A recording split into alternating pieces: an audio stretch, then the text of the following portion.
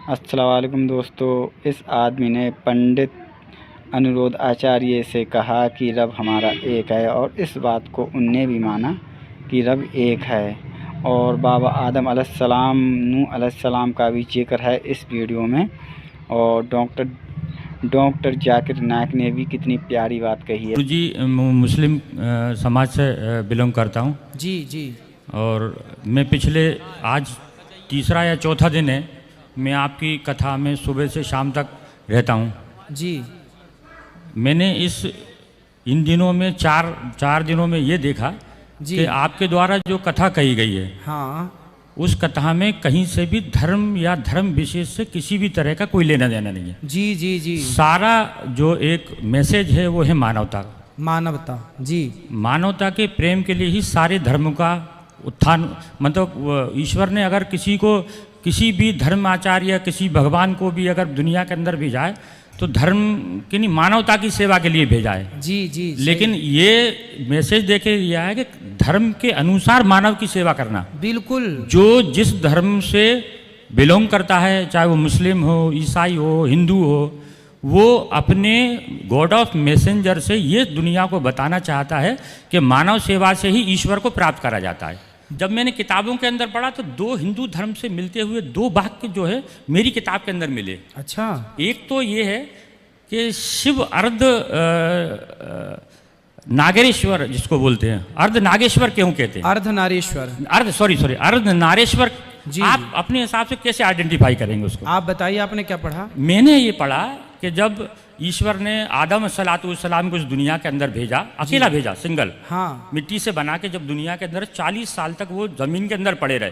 जी। क्योंकि दुनिया उनको दिखाने के लिए पैदा करा था। जी जी। इसके बाद क्या हुआ, तो ईश्वर से उन्होंने कहा कि मुझे इस दुनिया में अकेला क्यों भेजा? जी। तो उनके दुनिया को बनाने के लिए उनकी बाईं पसली, जी, इस बाईं पसली को निकाल के उन बीबी हव्वा को उन्होंने पैदा करा। जी, बाईं पसली से। जी। वहाँ मुझे आइडेंटिटी लगा कि जो अर्धनारेश्वर है वो लेफ्ट साइड में खड़ी रहती हैं। जी। तो मुझे ऐसा लगा ये कहीं उससे कहीं आइडेंटिटी तो नहीं है, इससे कहीं जुड़ाव तो नहीं है, क्योंकि हो सकता है किसी ने कुछ लिख दिया हो, क्योंकि जो किताबें हैं वो आदिकाल बहुत साल पुरानी हैं, जिसको जैसे हमारा कुरान है, कुरान आदम हव्वा को जानते हैं आप? नहीं, सिर्फ पढ़ा है, मैं सिर्फ पढ़ने की बात कर रहा हूं। तो आदम हव्वा के बारे में पढ़ा है? जी जी जी। जो आदम हव्वा के बारे में आप मुसलमान भाई पढ़ते हैं ना? जी जी जी। वो आदम हव्वा को ही हमारे हिंदू में मनु और शत्रुपा कहते हैं। वही मनु शत्रुपा है, वही मनु शत्रुपा है, वही मुस्लिम में आदम हव्वा है। नाम बदल गया ना साहब? जी जी जी। नाम बदल गया चूंकि भाषा बदल गई। जी जी। हम संस्कृत और हिंदी भाषी हैं। जी जी। और आपकी भाषा उर्दू है, अरबी। तो आपने उसे आदम हव्वा कहा। जी जी। हम देखो बात वही है, आप केला कहो या बनाना कहो, जी जी, वस्तु एक है, पर नाम दो है, चूंकि भाषा दो हो गई। उसी तरह जो आदम हव्वा आप कहते हैं वो एक्चुअली ब्रह्मा की संतान मनु और शत्रुपा है। जी जी जी। हमारे यहाँ उनका उल्लेख है। जी जी। ये मेरा सवाल का आपने आइडेंटिटी कर दी। एक दूसरा सवाल और है जी। एक और नबी हमारे यहाँ आए थे, नूह अस्सलाम जी। आपके जैसे अभी अपने देश के प्रधानमंत्री श्री मोदी जी जो हैं जी, वो वहाँ नाम कहाँ नीचे गए थे अभी, उसको कौन सी वो है? हाँ, द्वारिकाधीश जो है वो हाँ, पानी के अंदर है। पानी के अंदर। उस संबंध में भी एक किस्सा हमारी किताब के अंदर है। एक नबी थे नूह अस्सलाम, जब उन्होंने अपनी कौम से कहा कि ईश्वर एक है, इसकी आराधना करो, इसके अलावा दुनिया के अंदर कोई देने वाला नहीं, सिर्फ ईश्वर है जो सबको दे सकता है, मुझे भी दे सकता। तो इस बात को कहने के लिए उन्होंने सारी अपनी कौम से बोला जी। तो उनकी बीवी बच्चे किसी ने उस चीज को नहीं माना जी, लेकिन उनको उनकी बात को मानने वाले 85 लोग रहे जी। तो फिर उन्होंने ईश्वर से ये कहा कि अल्लाह, ये सारी कौम तो सुनती नहीं है जी। तो फिर अल्लाह की तरफ से एक मैसेज आया कि नूह अपने लोगों से कहो जल्दी ही इस कौम को मैं नस्ते नाबूद कर दूंगा, पानी से डुबा दूंगा। अच्छा। डुबा दूंगा। तो फिर उन्होंने कहा अल्लाह ताला जो वो भी डूब जाएंगे जिनने भी मेरी बात को माना है। तो उन्होंने कहा एक कश्ती बनाओ, उस कश्ती में जो तुम्हारे मानने वाले उस कश्ती में बैठ जाएंगे, और वो जो है जो बच जाएंगे और जो तुम्हारी बात को नहीं मानेंगे वो सारी इसके अंदर जो है पानी में डूब जाएंगे। थोड़ा सा मैं ये नहीं कह रहा कि ये सारी चीज़ें एक दूसरे से सही है नहीं, मिलती हैं, सिर्फ मिलती हैं। वही हमारे शास्त्रों के आधार यहाँ पे। हमारे यहाँ जब भगवान मत्स्य बनकर आए जी, जी। तो मत्स्य भगवान ने सत्यव्रत नाम के राजा को कहा कि तुम जिसको चाहो इस नाव में रख लो, वो रह जाएगा, बाकी प्रलय काल में सब डूब जाएगा। तो लगभग बातें देखिए, हिंदू और मुस्लिम कितना भी आपस में लड़ लें, लेकिन जब मूल में गहराई में जाएंगे तो ऊपर सब एक ही पाएंगे। जी जी जी जी जी, ऊपर सब एक ही पाएंगे, यहाँ कितना भी लड़ लें झगड़ लें। तो यार मेरा एक क्वेश्चन है कि खुदा सबको बनाया, जाकिर नायक का ये बात है कि खुदा एक है, तो फिर आदमी इतने फिरकों में कैसे बढ़ गया? भाई का सवाल है कि खुदा एक है तो आदमी इतने फिरकों में क्यों बटा है, इंसानियत में इतने मज़ाहिब क्यों हैं?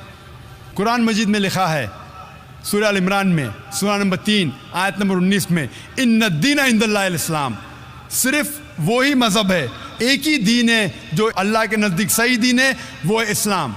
वो अमन हासिल करना अपनी ख्वाहिश के साथ अल्लाह की तालीमात के मुताबिक।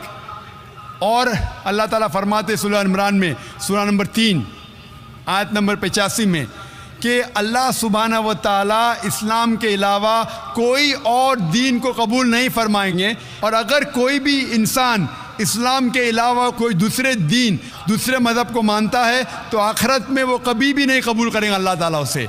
इसीलिए अल्लाह सुब्हानहू व तआला ने जितने पैगंबर भेजे, पहले पैगंबर आदम अलैहिस्सलाम, उसके बाद जितने पैगंबर आए, नूह अलैहिस्सलाम, इब्राहिम अलैहिस्सलाम, मूसा अलैहिस्सलाम, ईसा अलैहिस्सलाम, मोहम्मद सल्लल्लाहु अलैहि वसल्लम, जितने पैगंबर आए उनका पैगाम एक ही था। वो था कि एक अल्लाह में मानो और एक अल्लाह, एक खुदा की इबादत करो, और उस खुदा, उस अल्लाह की कोई प्रतिमा नहीं, कोई अक्स नहीं, कोई फोटोग्राफ नहीं, कोई पेंटिंग नहीं, कोई बुत नहीं, कोई मूर्ति नहीं, कोई स्टैचू नहीं, कोई स्कल्पचर नहीं। सारे पैगंबरों का एक ही पैगाम था। तो अल्लाह ने दीन, मज़हब सिर्फ एक ही भेजा, लेकिन लोगों ने अपने फ़ायदे के लिए ये पैगाम को बदला। जब भी पैगाम बदला, अल्लाह ने एक नए पैगंबर को भेजा सही पैगाम देने के लिए। फिर कुछ वक्त के बाद फिर से पैगाम में मिलावट आई। तो ये मिलावट आई, जिस तरीके से मैंने कहा था, सूरह बकरा सूरह नंबर 2 आयत नंबर 79 में लिखा है कि लोग, इंसान अपने हाथ से किताब लिखते हैं और कहते हैं अल्लाह की तरफ से अपने फ़ायदे के लिए। उनके ऊपर लानत है, उनके हाथों पे लानत है, और वो जो चीज़ कमाते उसके ऊपर लानत है। लेकिन जितने पैगंबर पहले आए वो सिर्फ अपने कौम के लिए आए थे, और उनका पैगाम महदूद था एक वक्त के लिए, जब तक नया पैगाम आएगा। लेकिन क्योंकि मोहम्मद सल्लल्लाहु अलैहि वसल्लम आखिरी पैगंबर है, वो सिर्फ मुसलमान या अरबों के लिए नहीं भेजे गए थे, वो भेजे गए थे सारे आलमीन के लिए। जिस तरीके से अल्लाह ताला फरमाते सूरह अंबिया में सूरह नंबर 21 आयत नंबर 107, वमा अरसलनाका इल्ला रहमत लिल आलमीन, हमने तुम्हें नहीं भेजा लेकिन सिर्फ रहमत बना के सारे आलमीन के लिए, सारी इंसानियत के लिए, सारे जहां के लिए। तो दीन, मज़हब अल्लाह का सिर्फ एक है, इस्लाम। आज आपको सिर्फ आखिरी पैगंबर में ईमान लाना है। जितने पहले पैगंबर आए वो सिर्फ उस वक्त के लिए थे, और जितने भी पैगाम पहले आए अल्लाह के तरफ से, उनमें मिलावट हो चुकी है। मिलावट के बावजूद सारे पैगाम, सारे मज़हब के पैगाम में लिखा हुआ है अल्लाह एक है। वैदानियत के बारे में उसमें यह भी लिखा हुआ है कि आखिरी पैगंबर आने वाले जिसका नाम मोहम्मद सल्लल्लाहु अलैहि वसल्लम है। मैंने तकरीर की थी मोहम्मद सल्लल्लाहु अलैहि वसल्लम का जिक्र मुख्तलिफ मजहबी किताबों में। मैंने तकरीर की थी खुदा का तसव्वुर मुख्तलिफ मज़ाहिब में। ये दोनों तकरीर के बाद पता लगता है कि सारे मज़हब मानते हैं कि अल्लाह एक है और उसके अलावा कोई माबूद नहीं। सारे मज़हब मानते हैं कि मोहम्मद सल्लल्लाहु अलैहि वसल्लम आखिरी पैगंबर है। तो आज आप चाहे हिंदुस्तान में हो, चाहे यूके में हो, चाहे यूएसए में हो, चाहे सऊदी अरेबिया में हो, चाहे सिंगापुर में हो, आपको मानना चाहे एक अल्लाह में और आखिरी पैगंबर मोहम्मद सल्लल्लाहु अलैहि वसल्लम में। और सारे मज़हब की किताबें ये दिखाती है कि अल्लाह एक है और मोहम्मद सल्लल्लाहु अलैहि वसल्लम आखिरी नबी और रसूल है। इसीलिए सिर्फ एक ही दीन, एक ही मज़हब अल्लाह ने भेजा और सारी इंसानियत को एक ही मज़हब का पालन करना चाहिए, वो है इस्लाम। यानी अपने आप अपनी ख्वाहिश से अल्लाह के अहकामात पे अमल करना, इसे कहते इस्लाम। तो दोस्तों आपको डॉक्टर जाकिर नाइक की बात अच्छी लगी तो वीडियो को लाइक कर दें और चैनल को सब्सक्राइब कर लें, अपने दोस्तों के पास कर दें शेयर।